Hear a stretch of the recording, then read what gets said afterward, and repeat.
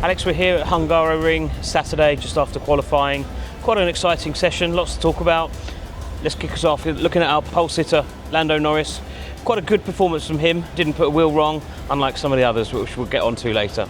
Absolutely, Ben. I thought that was, very impressive from Lando Norris. Particularly coming off a race like Silverstone, there's been a lot of chat, some from us at Autosport, about mistakes that McLaren have made. So I think it was a resounding response from Norris. I just thought it was interesting in the press conference that neither McLaren driver seemed particularly happy. I think there's a certain element of maybe probably from their point of view, justified frustration with the media, but equally, they're probably aware now the job's only half done. It is quite hard to overtake at this track. Practice, the Red Bull did look better over the long run. We just, we've seen that things can go wrong from McLaren. I'm not saying they will, and hopefully they've learned from those mistakes. So but it was just found it an interesting mood. Although as we'll come on to, Max Verstappen, there's just an air of agginess, I guess, an air of unhappiness in the paddock at the moment. An air of agginess. I like that.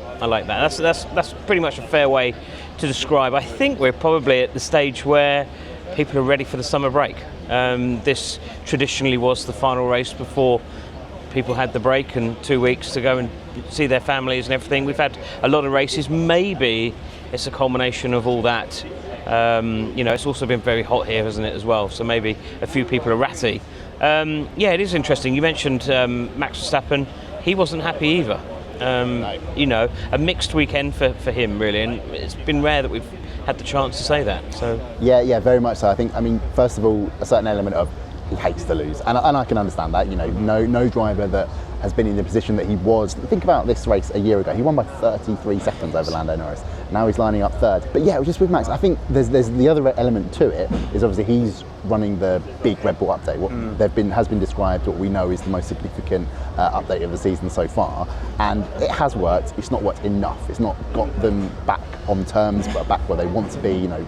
Extending things in the championship, or just on pure pace at least. So I think there's an element of Max must just feel like, I think there's a sense of frustration because he knows that it's very hard to bring serious updates in season, and it's clearly not got him back where he was expecting. So I think there's a little bit of disappointment. What I would say as well is let's just wait for tomorrow, because it's expected to be much hotter. And you've mentioned the temperatures, it is thankfully much cooler. We've survived a little bit better, but I don't know, you think he's getting a little bit ahead of himself now? Yeah, maybe. I mean, a little bit of frustration. It's always different when his dad comes to races. We've mentioned this before in our copy, but his dad's here, and maybe he feels that there's more pressure perhaps to deliver.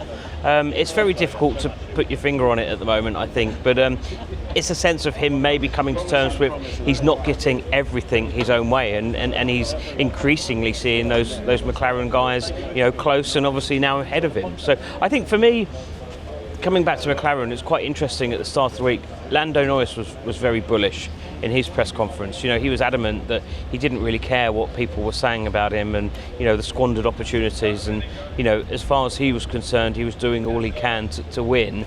I think the proof now is on him, proof in the pudding. Well, let's see what you can do tomorrow. You're starting on pole. Mentioned weather, let's talk about that again. Obviously, the McLaren car seems to go quite well in all conditions. If I could just jump in, that's a key point actually, because Max was asked, is the sort of the balance, the handling on your car, is it just a little bit almost peaky, harder to get exactly as you want it, sort of a narrow operating range, whereas the McLaren, more of an all-rounder, key part of the question. Max was like, that's I've been saying that for a while, obviously internally with the team, and I think that's where his frustration has come from, that he said he felt his laps were good, and objectively they are good. It's just not good enough to get pole position. Let's talk about Sergio Perez. A mistake, and he's in the wall. Worst possible time. He needed to have a clean weekend. Ironically, was looking quite good in final practice, and we thought, well, hang on, maybe things are going to come good for him. And of course, worst possible time. He's got 2 races to really impress and hammer home that contract which he has signed. But of course, the performance clause and everything else which goes with it, he really does have to start delivering, and he's only increased more pressure on himself by going out in Q1 today. Oh, massively. And he's got upgrades as well that presumably have been potentially destroyed in that accident, so it's quite significant. He'd say he had a bit of leg pain, so we hope he's okay there. But things were looking better. Like, I studied his long runs in FP2. He was the class of the field. Now, there was to explain the difference to Max, there was a specific thing going on, which was most teams got their drivers to go out and one would take one approach and one would take another, which was, in Perez's case, go off as hard as possible, don't necessarily do much tyre saving. I know this is your favourite chat. Yes, I love this. Absolutely. Yeah. Can't wait for tomorrow's tyre saving. Exactly, it's going to be hotter, so you're going to get more of that. But yeah, whereas Verstappen was treat it a bit gentle, ease it in, see what happens with the degradation. So that sort of explains why there was an unusual discrepancy in long run pace. But again, Max saying, my long runs, not brilliant. So yeah, it's sort of a frustration on every side of it for Verstappen, as it were. I mean, you spoke to Sergio in the paddock. What was his demeanour like? He's interesting because as far as he's concerned, everything's fine. Nothing changes as a result of qualifying, and of course he's right. He needs to deliver in the race. That's where it matters. But of course he faces such an uphill struggle now to make it count. Not an easy place to overtake. He's made life hard for himself. So let's see what happens tomorrow. Fingers crossed he has a good one, and we can sort of reflect a little bit more on just where he is after the race. But one, you mentioned air of agginess. I'm going to bring this back. George Russell. Oh yes. TV pen, and then doing the mix zone afterwards, he was angry. You don't often hear George Russell being angry, but he was a little bit frustrated. I think, the mistake that he made and not hooking it up in his lap, and then of course the rain. The car was under-fueled, he wasn't able to do a second lap, so a little bit of frustration for him going out in Q1.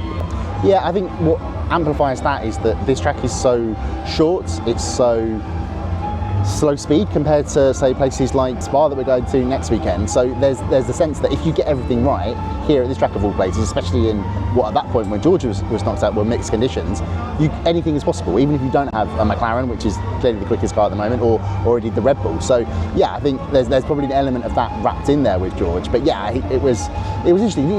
He barely spoke in the pen. He was 90 seconds, I think he was talking for. Very unusual for George. Yeah. Love him, loves the chat, which is always much appreciated. Yeah, he was kind of whisked away, but you could sense that his frustration was there, and one of them, we need to talk before I shoot my mouth off to you guys, we need to find out what went wrong. So very interesting dynamic there. So faces an uphill challenge, just like Sergio Perez tomorrow. We should also mention Yuki Tsunoda as well. That was a bit of a big interesting shunt, wasn't it? The car seemed to hit the curb and come off at a funny angle. He obviously went to the medical centre, should be past fit to race, but a bit of a concern. Yeah, I would expect so on being past fit to race, but it just was a bit. You don't like to see a driver quite clearly so upset with himself or upset with the situation. And we know this about Yuki. He's a very emotional character, and I think you've seen that at various points in the season. Like even yesterday in practice, there's his engineers going, right, go ahead of a fast lap in practice. Don't rush me. And it's like, okay, there's something going on here. And look, we know it's all linked to the Perez thing. We know there's a lot of potential speculation on Red Bull changing its seat after the summer break, and with Perez having that happen today, looks more likely. And Tsunoda's he said it outright on Thursday. It'd be weird if Liam Lawson were to go direct from not racing into the Red Bull seat while he's left at RB. But today I think proves why. The pressure was on. Tricky situation. You've got all those elements that I mentioned earlier about what's possible. Like RB were very good. They looked pretty bad yesterday. Yeah, Daniel Ricciardo did well. And how was it? Q3. He was cock-a-hoop, shall we say. He was. Yes. Right. He was one of the rare people that come through who was happy, delighted, kept it clean, did enough. Knows that he's got 2 races to really put himself in that box seat to get that Red Bull gig. And you've got to say, on the balance of today's performance, he's done everything right. Could he be in with an outside chance of getting that gig? I mean, I would think so. Look who's still in charge of the team, considering everything that happened at the start of the year, Christian Horner, and we know very much Ricciardo's his man. The situation there is that someone's going to miss out. I get a sense that something's going to happen. There's enough of a narrative with, or enough of a situation with Perez, Lawson knocking on the door, that someone's going to go. It'll either be Lawson in a Red Bull or Lawson in an RB. That'd be my fence-sitting prediction. Okay, thanks ever so much. Let's see how it goes tomorrow. I'm really excited to see. If I could trouble you for a prediction, how do you think it's going to go? I reckon McLaren 1, McLaren 2, and Max Verstappen 3rd. Really? Yeah. Okay, I'm going to go for McLaren 1. I think Max 2, Piastri 3. Okay, so you revealed your McLaren won there. Let's see. Yeah. Let's see who's right. Sounds good. Okay, check tomorrow. Cheers.